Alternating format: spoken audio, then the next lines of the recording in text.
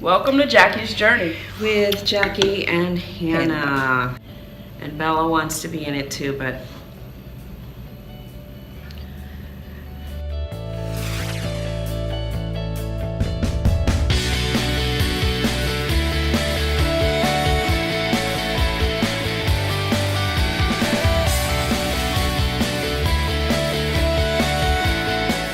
hello everybody. Hello. This is Bella. Can you say hi to Bella?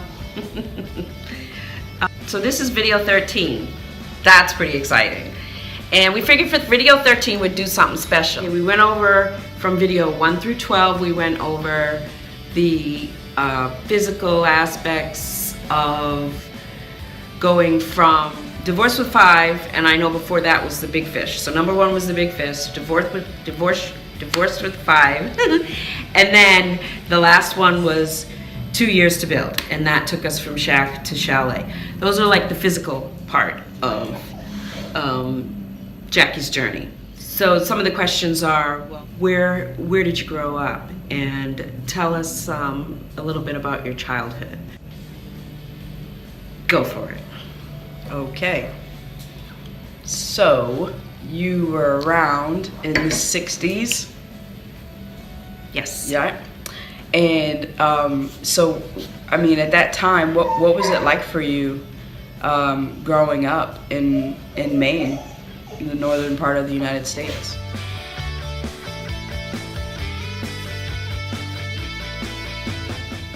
I grew up in Southern Maine.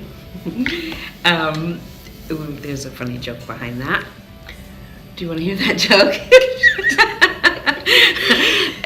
Tell us the joke, Jackie. Okay. So I was at work, and a lot of times at work, and different people that have worked with me will go off in like British or English accents that vary all over the globe. I mean, and being from New England, of course, I have a Maine accent that when I'm around other Mainers, it tends to come out really strong. So one day I was at work and I was bringing on the British accent really, or the Southern accent really strong, like a Southern belle. And so a friend of mine said, Jackie, I thought you were from Maine. And I said, well, I am from Maine. And he said, well, why do you talk like you're from the South? And I said, well, I'm from Southern Maine. And so therefore, I am a Northern belle. And so from that point forward, I'm never asking you to tell that story again. I'm from New England, the southern part of Maine. And it was a wonderful place to grow up. Had a very, very good childhood. Had wonderful friends. Still have wonderful friends from my childhood. I moved away from Maine when I was fresh out of high school and joined the Army, and I haven't been back to live there permanently. I go back to visit a lot.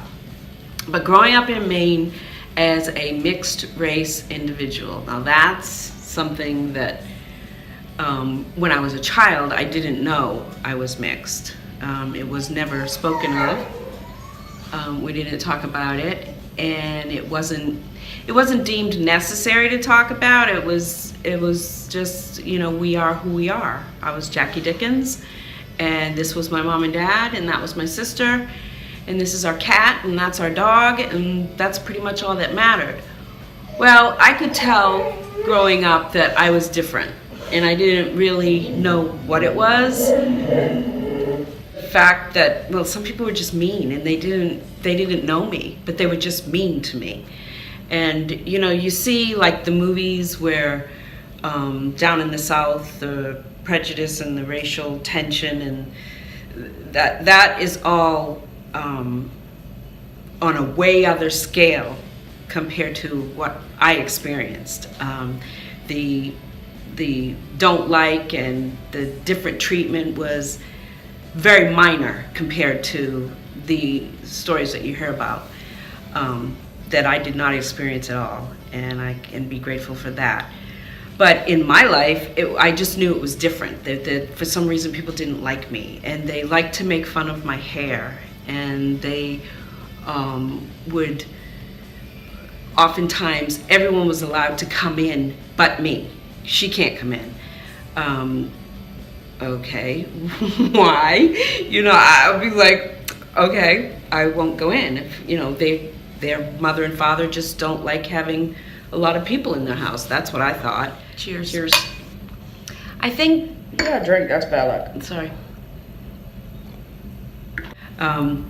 So it was just stuff like that. Well, once I went into the Army, then I learned quickly that I was different, but not only different, but other races would come at me, like, and within the first 2 minutes of talking to me, they wanted to know what I was. And the question was always, what are you? And I would hear it over and over again. I mean, multiple times a day I would hear it. And it got to the point where I would see people coming at me, and the look in their eye and the way they turned their head, I'd be talking with friends and I'd say, here it comes. Watch, they're going to ask me, what are you? And sure enough, they would come up, and then my friends would be like, she was right.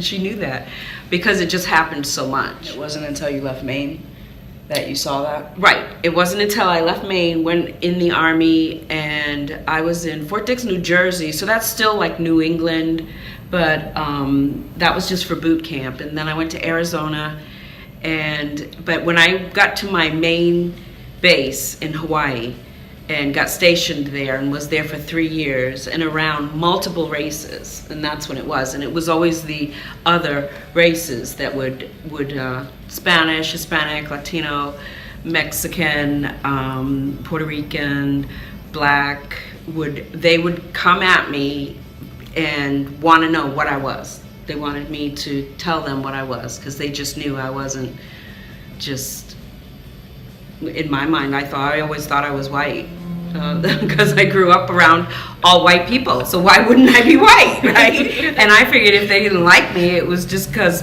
well, I thought, well, I am kind of cute. Maybe they don't like me because I'm cute. They're jealous. So that little naiveness, that actually was kind of nice, you know. It played well for me growing up.